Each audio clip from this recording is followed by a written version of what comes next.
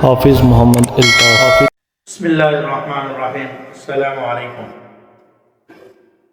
پچھلی ویڈیو میں ہم لوگوں نے بیان کیا تھا پاکی کے بارے میں، طہارت کے بارے میں اور نجاست کے بارے میں۔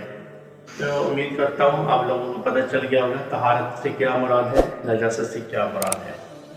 اب ہم آتے ہیں غسل کی طرف، کیونکہ جو بھی آپ نے عبادت کرنی ہے، اللہ کے سامنے سربسجود ہونا ہے، عبادت کرنی ہے، تو اس کے لیے آپ کے جسم کا پاک ہونا ضروری ہے۔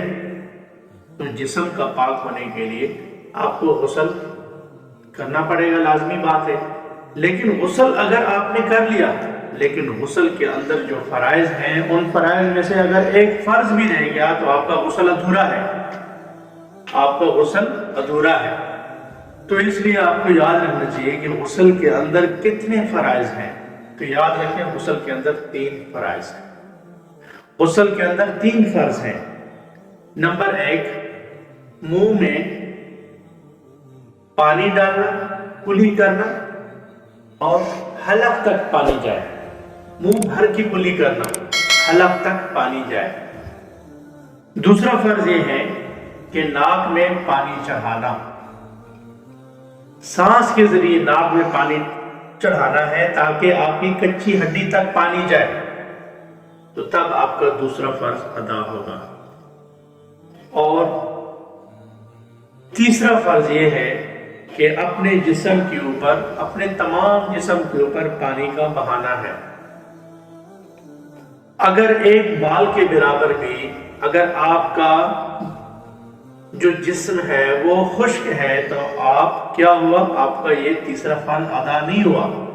ایک بال کے برابر بھی اگر آپ کا جسم خشک ہوا تو آپ کا تیسرا فرض ادا نہ ہوا، تو آپ کا غسل کیا ہے؟ ادھورا ہے۔ جب غسل ادھورا ہے تو آپ کی عبادت بھی ادھوری ہے۔ تو اس لیے اگر آپ جلدی میں ہیں، اگر آپ جو غسل کی سنتے ہیں، شرائط ہے، اگر آپ ان کو پورا نہیں کر سکتے تو لیکن یہ 3 فرض جو ہیں یہ اپنے پکے ذہن میں بٹھا لینے ہیں، ان کو ذہن نشین کر لینا ہے۔ اگر ان 3 فرضوں میں سے اگر ایک فرض بھی رہ جاتا ہے تو آپ کا غسل نامکمل ہے۔ تو اس لیے ان 3 فرضوں کو یاد رکھنا ہے غسل کے دوران۔ ہاں، ایک اور بات ضروری ہے، وہ یہ ہے کہ اگر مثال کے طور پہ اگر آپ کے اوپر غسل واجب ہو جاتا ہے روزے کی حالت میں، تو پھر آپ نے کیا کرنا ہے؟ اس کے اندر یہ ہے کہ اگر آپ کو خوف، ڈر ہو کہ منہ کے اندر جب میں کلی کرتا ہوں یا منہ بھر کی کلی کرتا ہوں تو ایسا نہ ہو میرے حلق میں پانی چلا جائے، تو اس وقت اگر آپ غرارے کرنا چاہتے ہیں تو اس وقت آپ نہیں کریں گے۔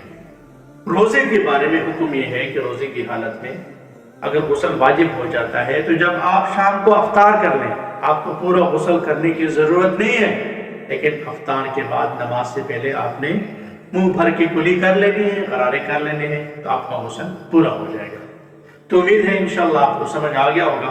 نیکسٹ ویڈیو میں انشاءاللہ میں آپ کو وضو کے فرائض کے بارے میں بتاؤں گا۔ تو امید کرتا ہوں کہ آپ کو جو ہے نا یہ ویڈیو اچھی لگی ہوگی۔ اللہ پاک مجھے بھی ہم سب کو اس پر عمل پیرا ہونے کی توفیق عطا فرمائے۔ حافظ محمد الطاف، السلام، شکریہ۔